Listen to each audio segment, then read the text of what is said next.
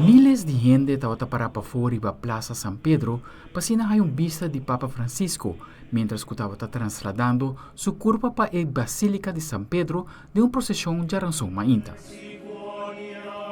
A cerimônia a começar no momento que quita a caja de Papa for de capela de Casa Santa Marta, caminda que estava residenciado durante seu mandato como Papa. O cortejo fúnebre a passador de Piazza Santa Marta e a Piazza dei Protomartini Romani para durante a Plaza San Pedro.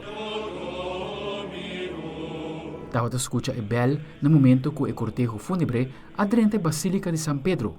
Publico aplaudi na honor de Papa.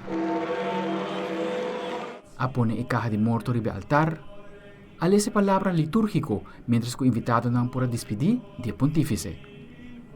Por mira também o momento o cardinal não chegando cerca de a caja para despedir de Papa.